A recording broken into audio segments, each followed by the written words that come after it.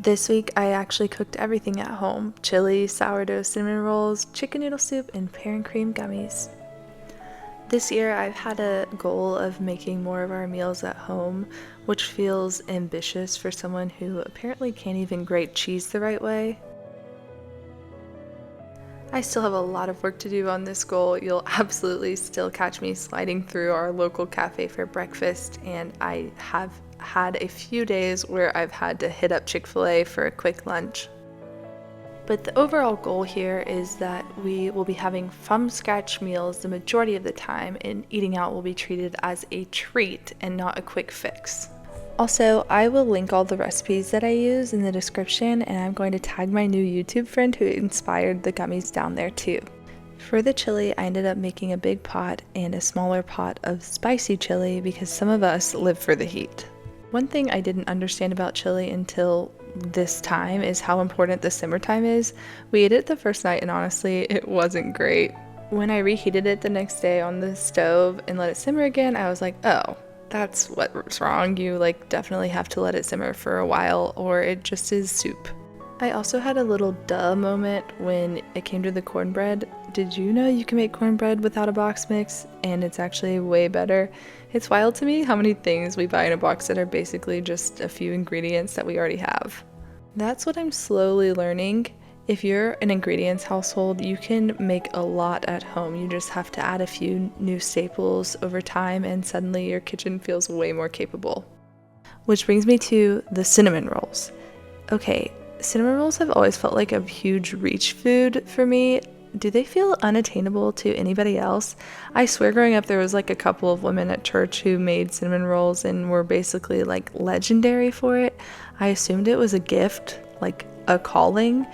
Turns out, not a calling. It's just a recipe. They're actually very doable. They're a little time intensive, but technique-wise it's pretty simple. I used the Farmhouse on Boone sourdough cinnamon roll recipe because I've really never been steered wrong by her recipes and she did not let me down. I have taken her recipes before and grabbed the metaphorical steering wheel and yanked it so hard to the right that the final product was basically cardboard baked into concrete, but not today.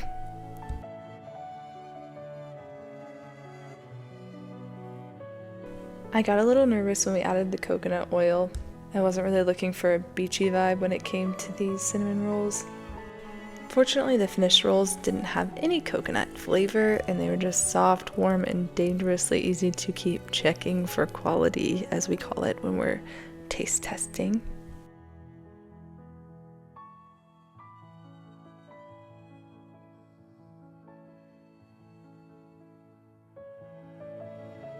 Something that I've realized to be true about many homemaking tasks is that it's way less about talent and more about repetition when it comes to baking or cooking or sewing or even cleaning. It's all about doing it over and over again. That's how you get good at it. Those women and you go into their house and everything seems so orderly and clean and well taken care of. That's not because they have some special talent. They have just really honed that craft.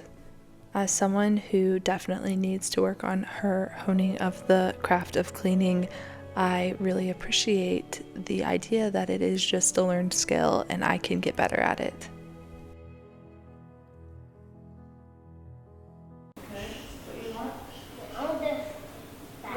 You don't need that part because you have this.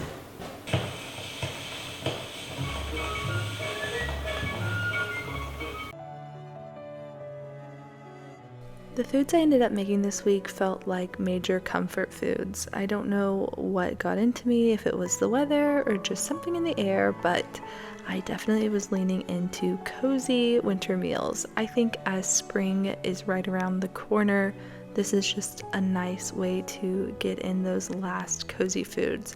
However, I will not be retiring cinnamon rolls from the roster as the season shifts. My family doesn't know this yet, but I have decided that this is going to be our birthday tradition because I just found them to be such a fun treat. Adding a little cream to the pan made them turn out so soft and delicious, and I will continue to do that step in the future. These cinnamon rolls were so delicious and I cannot wait to make them again, but they were a really big treat. We are really trying to make sure that the foods we make are nourishing for our bodies and not just all the most tasty. I find that I'm a much more adept baker than cook, and so I really am working to hone that skill, but these were definitely the best treat we'd had in a while. I stored the leftovers in a foil tray and wrapped them up very tightly and threw them in the freezer, and they ended up being a really great save for later in the week when my family showed up pretty out of the blue, and we just popped those in the oven for a little reheat, and they were great for a breakfast option. I didn't find that they got soggy or anything at all, even though they were already pre-frosted. As always, I would encourage you to label anything that you're saving very well so that you remember the exact instructions for reheating. Next were gummies. I have made homemade gelatin gummies pretty regularly, but I had kind of forgotten about them recently until I saw them on my new friend's channel, Mama's Fruitful Home. She made a pear and cream version, and I'm not exaggerating, it might be my favorite flavor. I had never really considered that you could put cream in them, and it really did add something. I'm linking her video in the recipe in my description, so go give her a watch. She's a really fun follow and super intentional with her content. Unlike hers, I didn't end up separating the cream in mine, I just mixed it into the whole batch after it came off the heat. So mine doesn't have that super cute two-tone look like hers.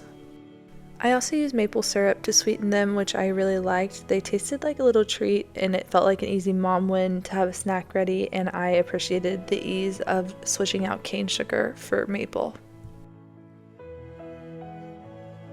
I think my mom got me these little molds and they're so cute and make the gummies come out just like little fun shapes, but these are definitely an unnecessary step. If you don't have molds already, you can definitely just put them in a big dish and then cut them out.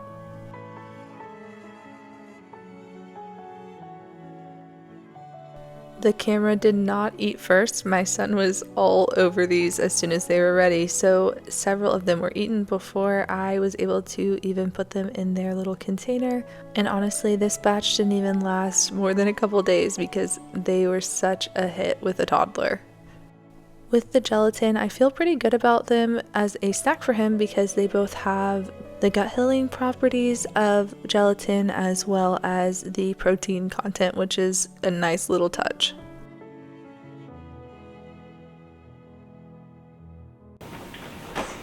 I recently heard this called the lasagna rule, and although we don't do it with lasagna, we do practice a very similar sentiment. I find that I do a lot of things wrong, but something that I am working really hard to get right is the village aspect of living in a community. The lasagna rule is, in theory, just whenever you make lasagna, you double the recipe so that you have one to give to someone else. I've never made lasagna, but I do try and follow the same principle when I make food that is easy to batch cook. So today, as I made chicken noodle soup, I went ahead and made a giant batch of it. We eat our fill that night, and then the other half is either shared with a new mom, a friend who needs just a little extra support that week, a neighbor, or frozen for later so I can deliver a meal even when I don't have time to cook. This time fell into that latter category. I didn't have anybody I really needed to take anything to at this moment. But this rule overall helps me be very consistent about making sure that I am cooking for others and really trying to support the community that I live in.